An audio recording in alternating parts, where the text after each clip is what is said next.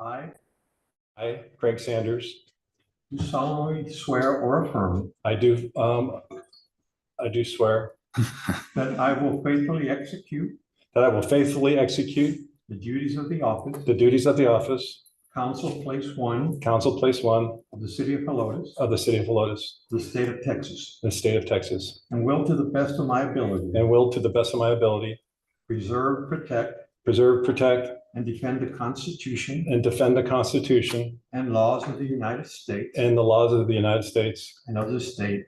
and of the state. So help me God. So help me God. Congratulations. Sorry about stuff.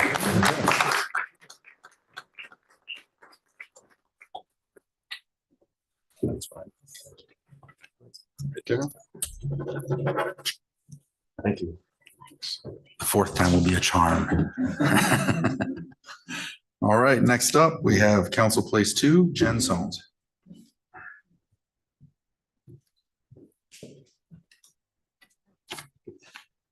You too. In the name In the name and by the authority of the State of Texas, and by the authority of the state of Texas, I Jennifer Sones, do solemnly swear do solemnly swear that I will faithfully execute the duties of the office, execute the duties of the office, Council Place 2 Council Place 2 of the City of Helotes of the City of Helotes of the State of Texas, of the state of Texas, and will to the best of my ability and will to the best of my abilities preserve, protect, and defend the Constitution and defend the Constitution and laws and laws of the United States of the United States and of this state. of this state. So help me God. So help me God. Congrats. Thank you.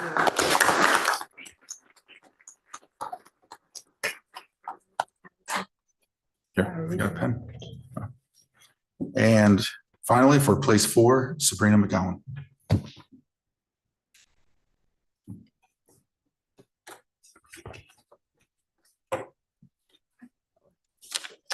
Raise your right hand, please.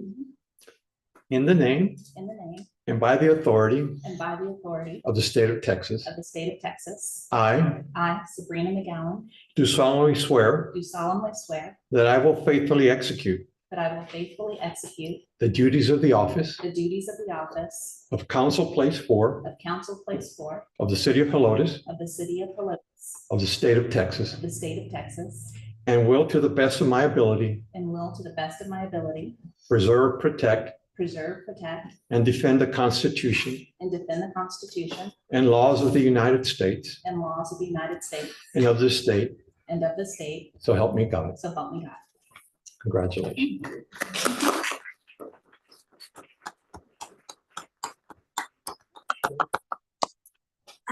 No, I did hers. Okay, thank you very much.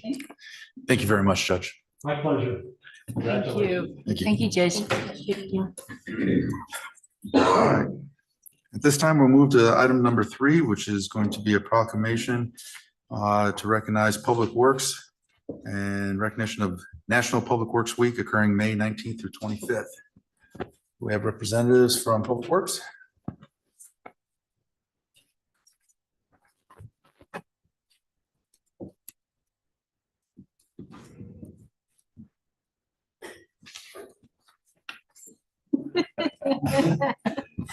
Guess who doesn't like to be in the limelight? That guy. Just a brief statement.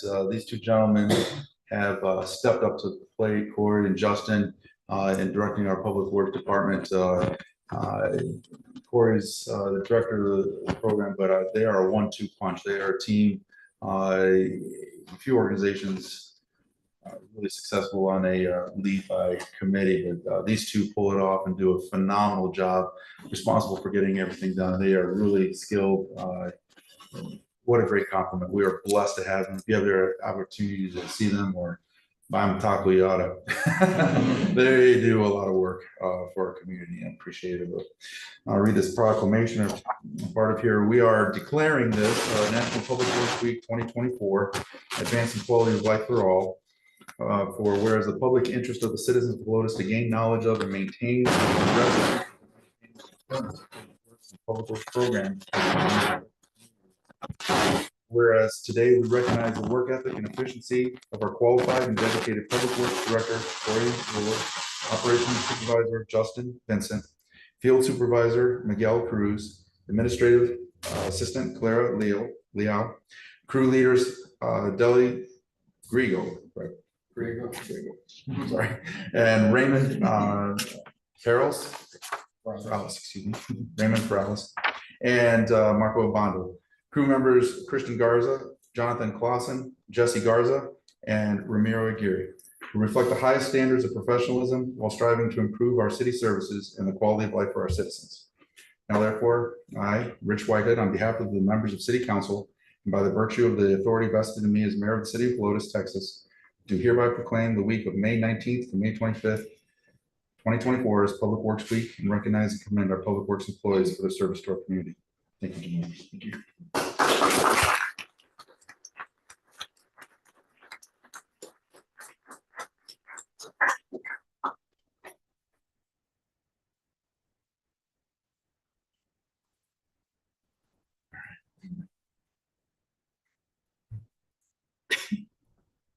Thank you, John. Appreciate it. Thank you.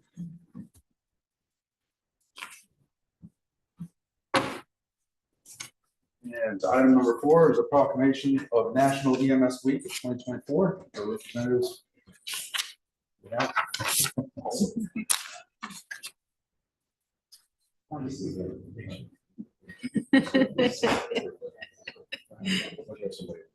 Okay.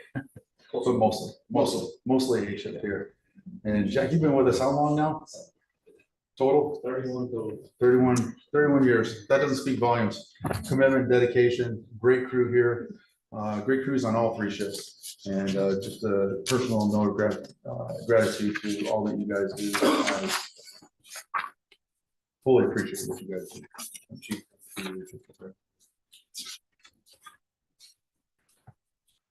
emergency medical services is a vital public service, and the members of our emergency medical services team are ready to provide life-saving care to those in need 24 hours a day, 7 days a week, 365 days a year.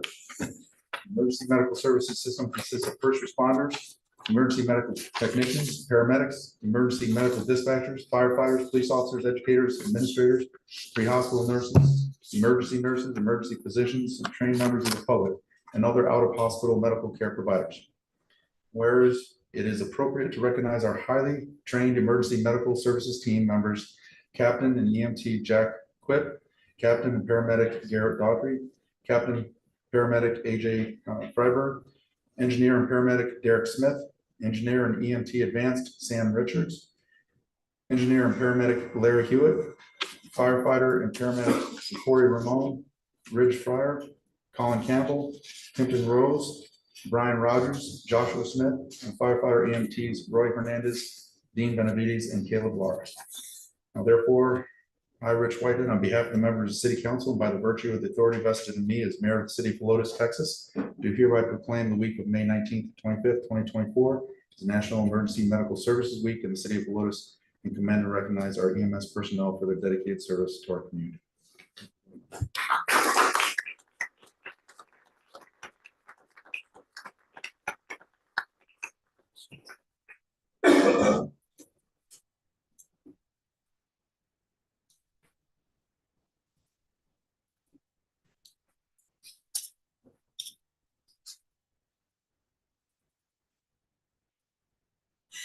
Awesome. Thank you very much. Sean. Thank you.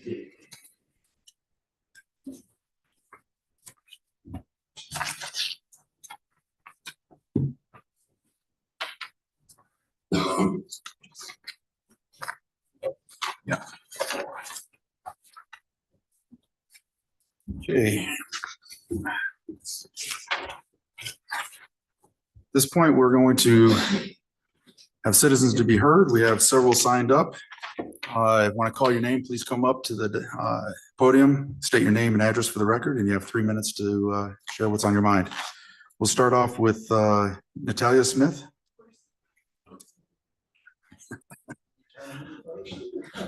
Luck of the draw. Early bird gets warm. All right. My name is Natalia Smith. I live in Los Reyes Canyon, 10861 Basil Edge Road. And I drop and pick up my son at Marvelously Made School every day, and I can attest that drivers on Antonio Drive are often exceeding the speed limit, zooming through much faster than what seems to be safe. And I see moms and babies on their hips trying to guide their toddlers, and a lot of times it's a large family, and as they cross the road into the parking area. And I think that we all, as a community, feel on high alert, looking out for each other, little ones. And that's something that is one of the important pieces that I wanted to share today.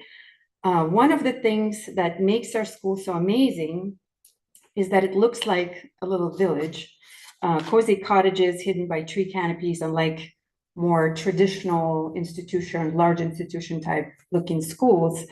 However, for drivers passing by, that may not immediately register that charming spot is actually a school. So I would assume, and I think that we all understand the value of protecting our children that are most vulnerable and much less cautious while near the road.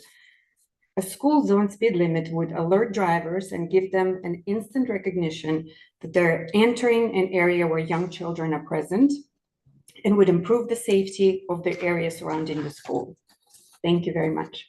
Thank you. I appreciate that.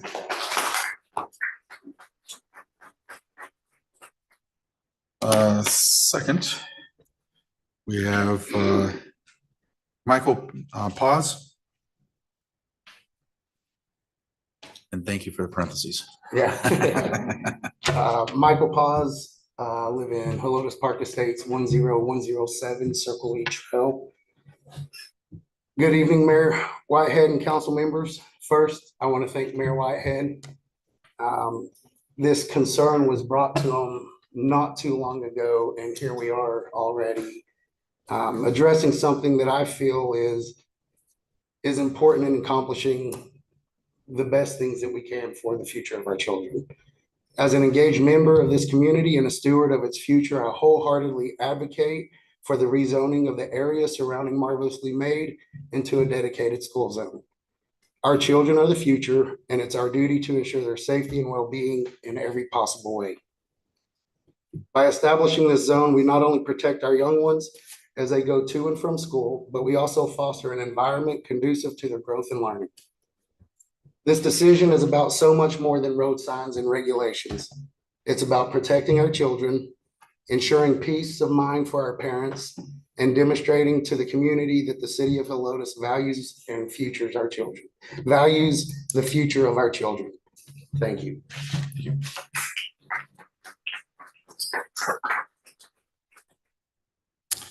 I think I've got this right. Jennifer McCarville.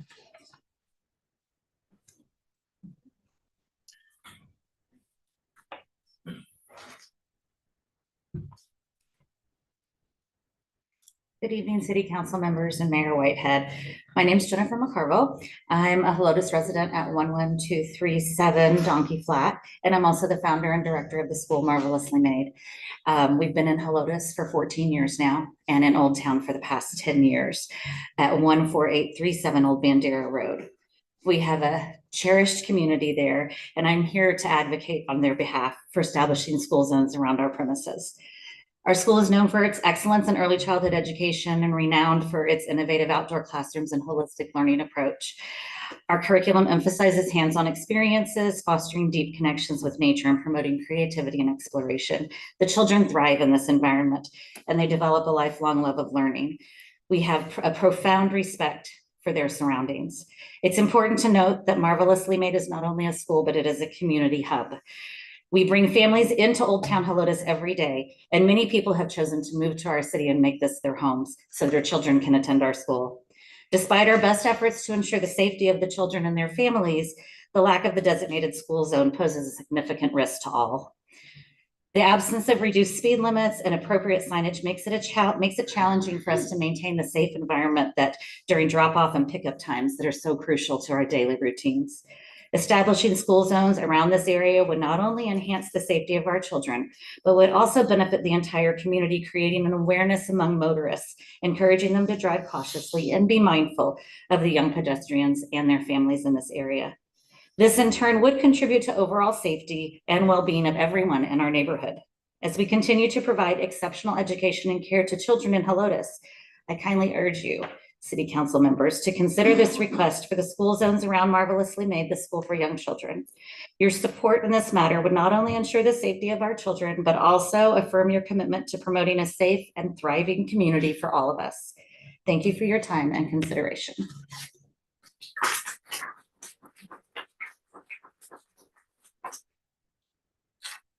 And finally, Robert Logue. Good evening. My name is Robert Logue. I live at 14678 Marin Hollow Drive in Helotes. Been here for 24 years. When I moved here 24 years ago, we had a four-way stop down by the post office. And obviously anyone who's lived here for a while has seen that there's been some major changes in the traffic controls and the roads.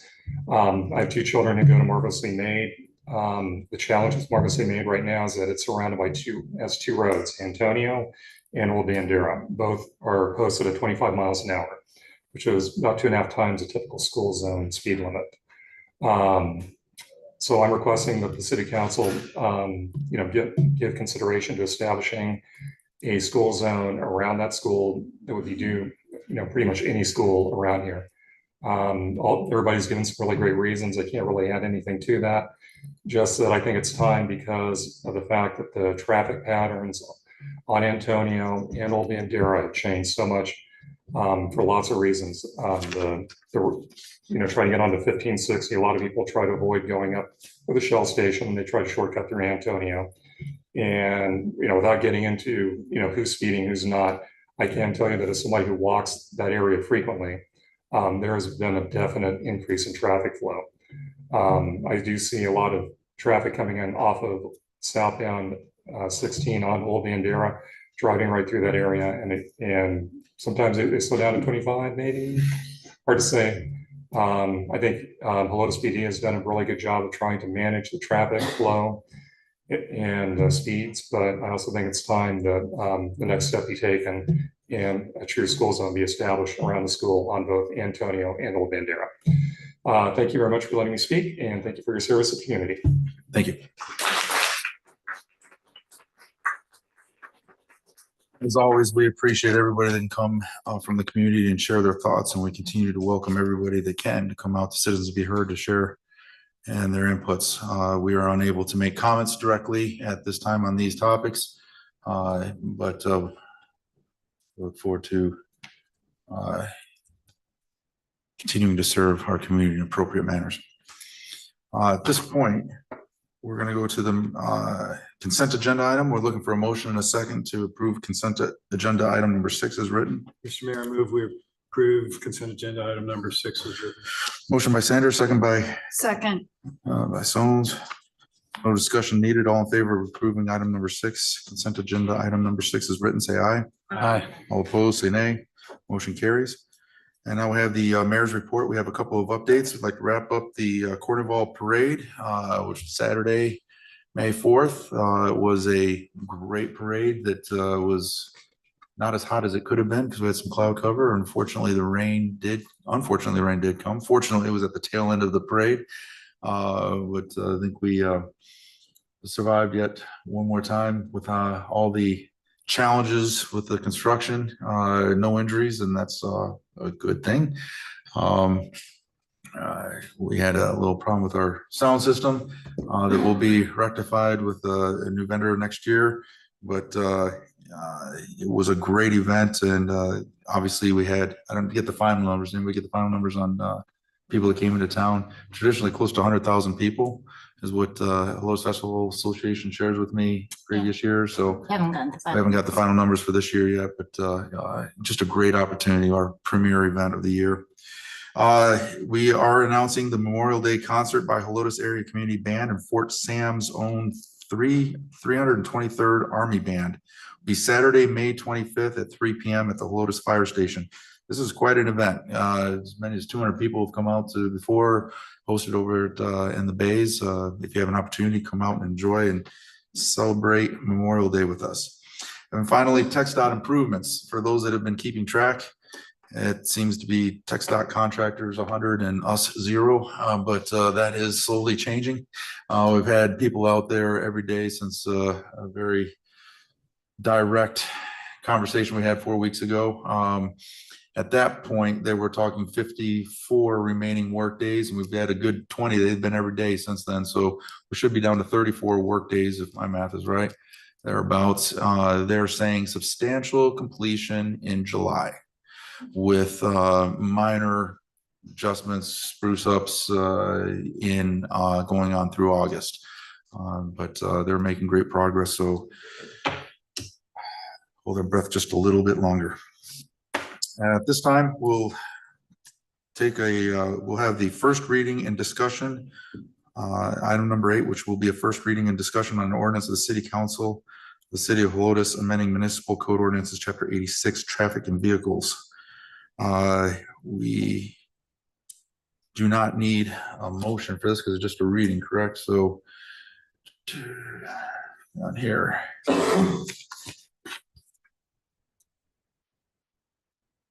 Staff, do you have any input, or we just go straight to discussion as you all have it before you and to have read? Start. So there's a lot of changes to this particular ordinance, all for the betterment of safety for the city. Missing signs, speed signs, updating street names inside ordinances, and of course, as some of the speakers had talked about earlier tonight, about making that a school zone around the Marvelous School. These all make sense to me. I have no issues with anything that I've read or saw in the suggested changes. Councilmember? Oh, I was just happy to see a stop sign going at Bent Canyon in Brycewood. We hope at some point in the near future that will be a connection to 1560 and that will be a busier road. So not sure what the status of that is, but I know we can't get that road open soon enough.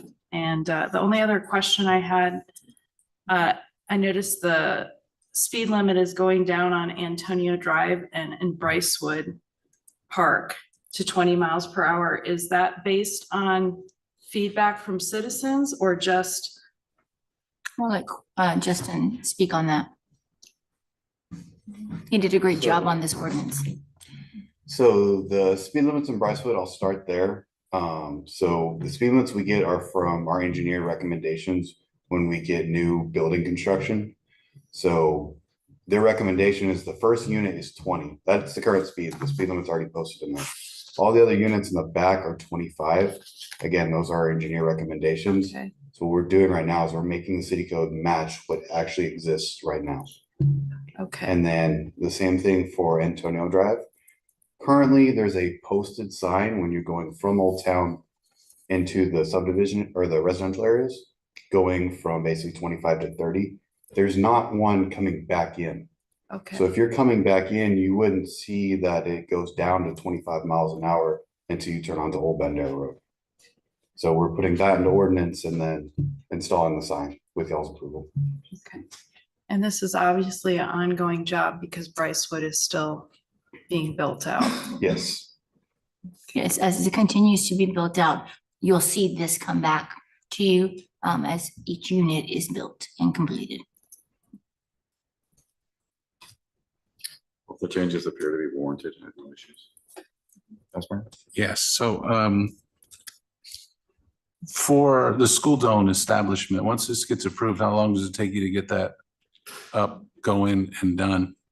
Probably 2 to 3 weeks, just time to order signs. Sure. You have the lights and all that, because that's So- part of it, right? The transportation code doesn't say we have to install lights. We have to install signs at basically 500 feet from the establishment, the school, and basically any direction on a public roadway. We also have to install signs for all the crosswalks, defining where they are. We do not have to do lights. Our current recommendation is to just install signs. After some time, if PD wants to recommend we install lights, then we would come back to council and give y'all our recommendation. Okay. And correct me if I'm wrong, we're doing crosswalks, but we are gonna wait until the road gets rebuilt there from the SAWS project. Yeah, so- Before school opens next year, all of this should be in place. Yes. Councilmember? I just had one question just for clarification. The stop signs at Briceway Park and Briceway Land, eastbound and westbound, there was a comment about changing the locations. Are those in place and you're moving them, or? So currently, we've had a good number of citizens complaints about that intersection, about basically going from a stop sign directly into a stop sign, right? And it does hinder flow of traffic. So we're doing, instead of the stop signs being on the main thoroughfare, which is Bricewood Park, we're moving them to the side streets. Okay. And that's still in compliance with? Yes, it'll be still in compliance. All right. That's all. So hold on, one more, sorry, I found in here, so section 8612 prima facie, I don't know if I'm saying that right. Maximum speed limit, school zone, school crossing, duties as drivers, operation, stop school bus. There's an A and there's a B. In B, it says halfway down, the designation of the effective time will be shown by the use of flashing amber lights or supplemental signs with the effective time periods posted. Like, I know it says both. Yes. Why just not, It says or. no, Yeah. Right. one or the other, but why not just go? Because that's a very busy street at that time. And this is like, At this time, we're gonna try without the lights. It is very, very expensive to buy those lights and install them and keep them going. And so it's not just about the cost, but we want to see if those lights are needed. You know what I mean? So we want to try out with the signs first. Police is going to monitor that. And then if they feel with their recommendation that we need actual lights there, then we'll take their recommendation and install the lights.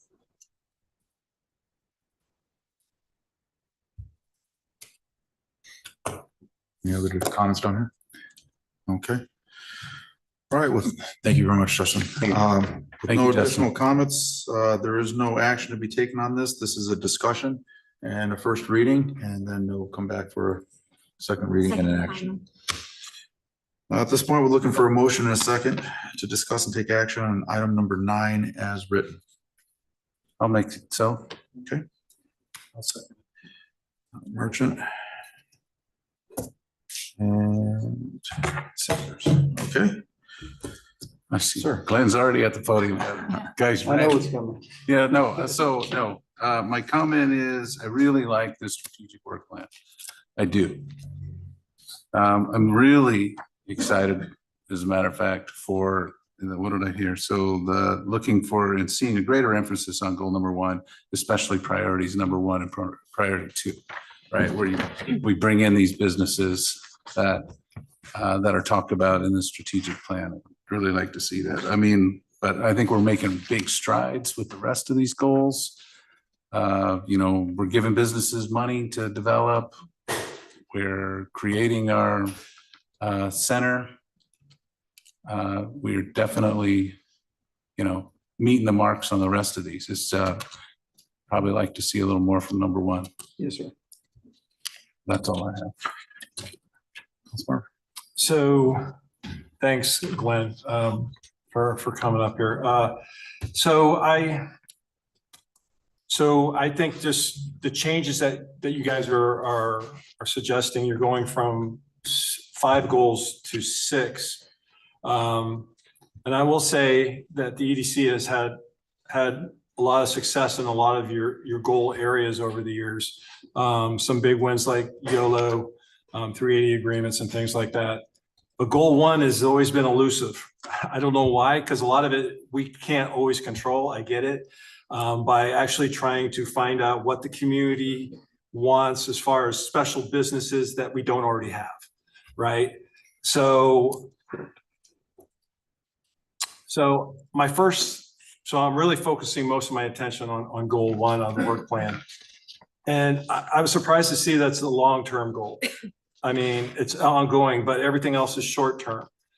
And in my mind, I'm thinking, well, you just shared something with me earlier, so it kind of throws off my thought. But we have a development happening at Scenic Loop and Bandera Road called Bandera Ranch.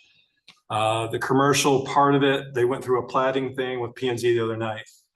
Now, you shared with me, as I just found out, that they're not going to develop that until 28. So maybe that is long-term. But I think it kind of sends the wrong message saying that this is always, long-term. We should be all the time, I would think, the mindset being proactive and looking for opportunities to incentivize, those type of businesses to come into Helotes. So when I look at, goal 1, I feel like it's not inspiring. And I don't know if it has to be inspiring, but I just want to make sure this is a main focus area for the EDC.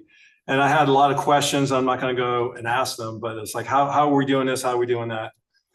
My recommendation, not necessarily tied to this, but I wouldn't have to ask those questions to myself if you could get back into that cycle of briefing us every quarter. Yes, sir.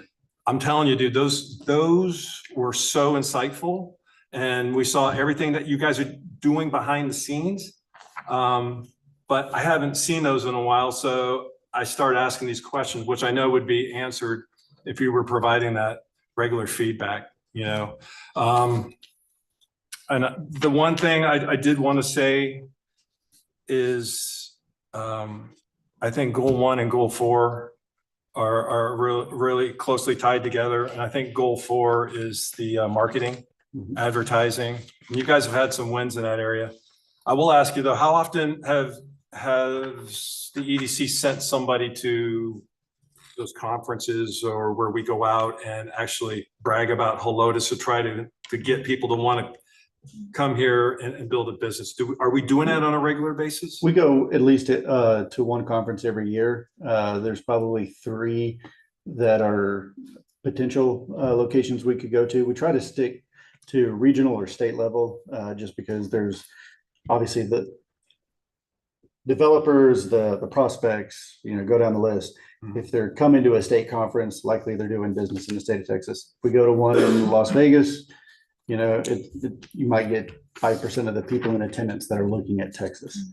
I did want to address the reason why goal 1 is long-term. We do put a date range as well with each of the goals. So, I mean, like for this particular one, it shows 2024 all the way through 2029. So it's both short-term and long-term. We're also looking at all the future growth of Helotes. We take into account what's coming in. So it's something that's always changing.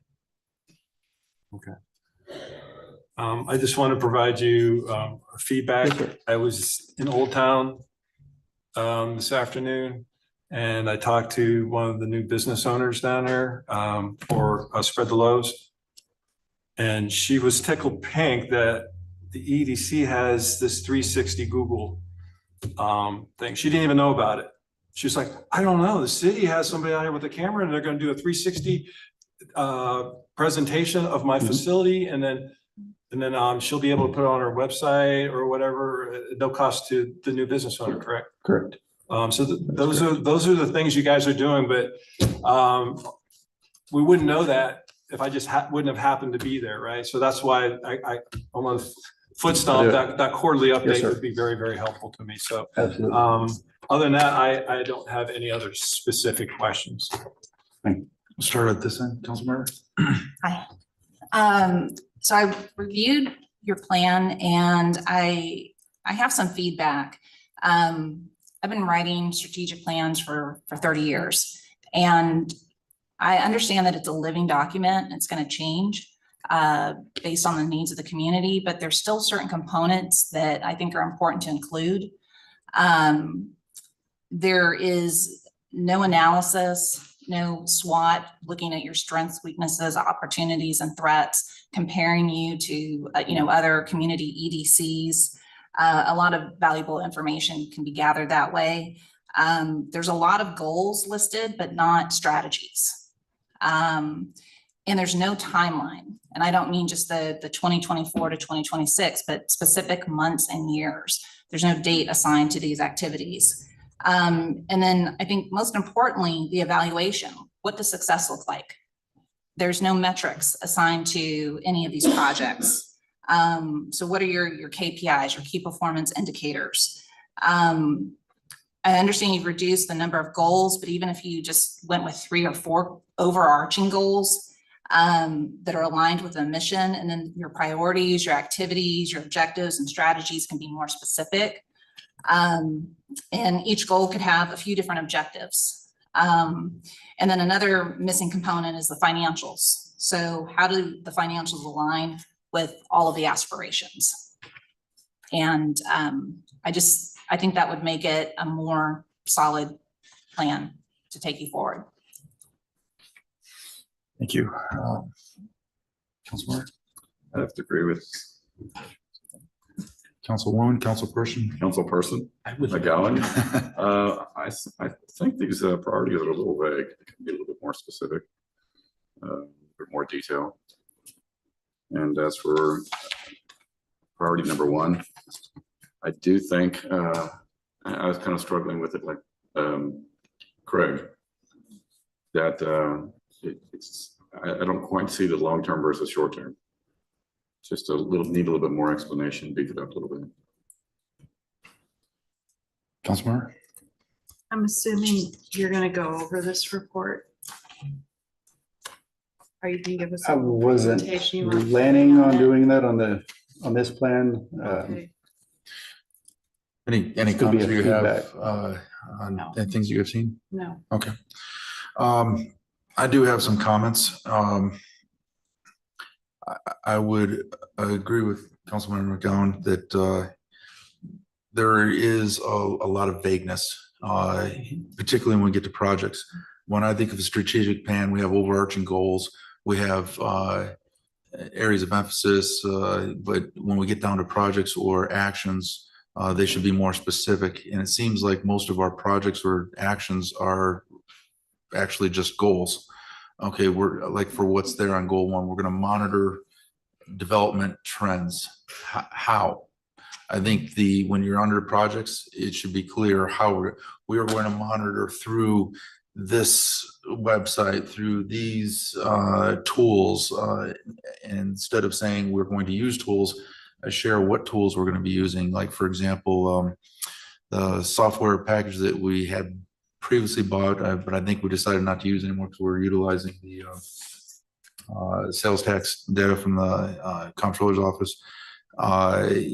What tools, what softwares we're going to use, and to be able to drive value, which we could compare to things that we've done in the past.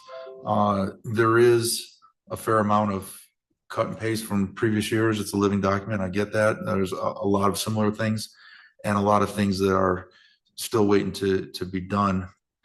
I know we have develop the visitor center, which is now targeted and less ambiguous as it has been in the past, which is good. But again, we're not answering the how we're going to accomplish these. There's no task level. You've got it listed as projects or tasks, but they're more goals. To that, I would say for council's consideration that there is, I think, some things that can be adjusted on this for final version. I'd like to point out that this is open for discussion and action.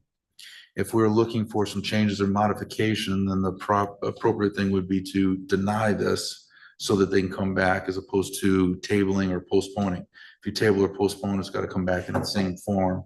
So we would have to need to take action on it. There are a few things that I learned in Austin today from testifying at comptroller's, I forgot what that particular forum was called. There was a comptroller's hearing, excuse me. And I learned a couple of things that I need to get to EDC that are pertinent, that would go into this that will modify this plan, I think maybe significantly.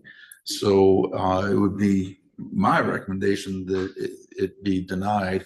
But again, it's in your vote at this point. I think, Denial of this would just simply say that in its form, it is denied and can be brought back with adjustments, particularly given an opportunity to share with EDC. I think based on Ms. McGowan's eye-opening, like, experience with these things, I would certainly like to see what she's talking about in this. So I'm okay with that. Mayor Whitehead, can you go into more No. specifics about what the comptroller? No. No. Based upon those comments, I would agree we need to deny it. And only because I can't. I appreciate that. At the advice of At this council. time. Yeah, there we go. At the advice of council. At the advice of council, thank you. So at this point, if there's no other discussion, we'll go ahead and take a vote. Again, we are voting to approve. So yay would be approve. To come back would be a nay. All in favor of approving item number 9 is written, say aye. All opposed, say nay. Nay. Motion is denied. Thank you. Did you get all the information you needed?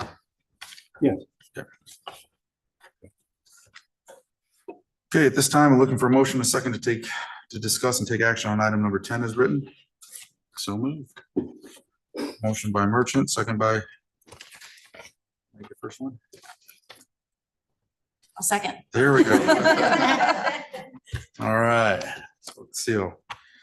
This was discussed very much in depth at the last EDC meeting. He meets all the criteria and qualities for this grant, so this shouldn't be problem or an issue. I have no issues with this. Not an issue, just a question for clarification. So the packet of information on the program that you submitted notes that there is a cap for existing businesses versus new businesses. And in your guidelines, it shows $20,000 is the cap for new businesses, 10,000 is the cap for existing businesses. So why are you recommending 20 for a new existing business? Correct. So this item actually came up several applications ago with previous applicants. Man, I don't want to say that word over and over. And it was deemed on an administrative level by the executive committee that the intent of the program, an existing business would be one that's expanding in their current location.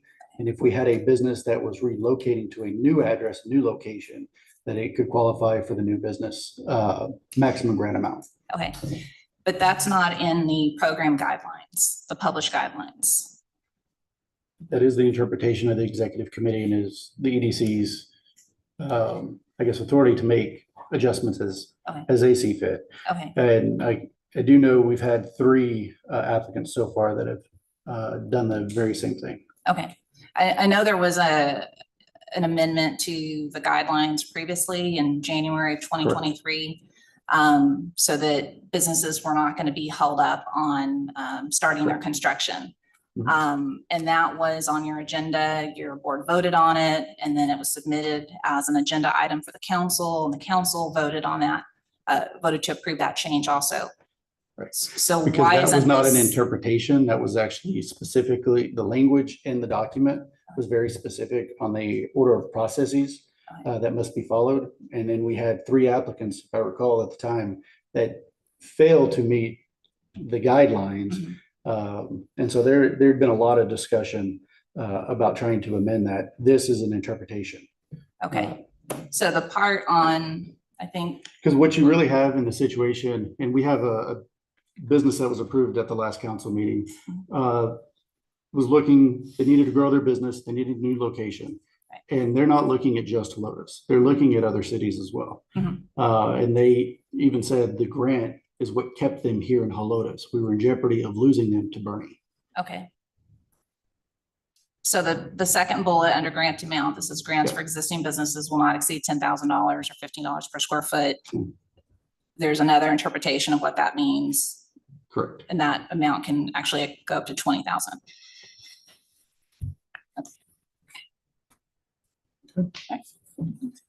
Issues? Is RJ Fight obviously doing their own build out? They are Have you ever had another situation like this where they're providing a similar. bid that's their own? Yeah, We have similar. another one in this room. Okay. Yeah, we had an applicant that did the work themselves and then applied and was approved for the grant. They are held to a little different standard than a traditional applicant. They have to provide a lot more detail on the invoices. And I know if you go back on the EDC meeting, there was a lot of discussion. This item was probably 45 minutes trying to figure out how could we move forward and make sure this honestly is ethical, both on appearance and factuality. So the contractor and the tenant, right, in this scenario, knows not to put any of their personal overhead into the bid, and they're having to provide all receipts for everything that's been performed or been installed, I should say. And they'll use subs obviously too, correct? Several of the trades, yes, are subcontracted. So any electrical, plumbing, all that kind of stuff. The only thing, it was just a small little thing I stumbled across was that his quote was only for 8% sales tax, so. Yes, it's 8.25. Ah. It's 825. There you go. That's $800 difference, so. But it was a quote, right? So it's not the final invoice, so. Details matter. Look into that. All right. Without any further discussion, all in favor of approving item number 10 is written, say aye. Aye. All opposed? Motion carries. At this time, we are going to go into closed session in accordance with Texas Government Code, section 551.087, deliberation regarding economic development negotiations. In addition to the matters listed below, any matters scheduled for open session may be discussed. We'll be looking at section 551.087, deliberation regarding economic development negotiations with respect to annexation and development agreement related to Brycewood subdivision unit 6A, amendments to Brycewood subdivisions units 1, 2, 3 upper, 5 upper, 6 upper, and amendments to Brycewood subdivisions units 3 lower, 4, and 5 lower. Will be adjourned. No decisions will be made, and then we'll return to adjourn the meeting. In case you all are not here, thank you very much for coming out, and drive safe. We are adjourned for session at, what is that, 7:47.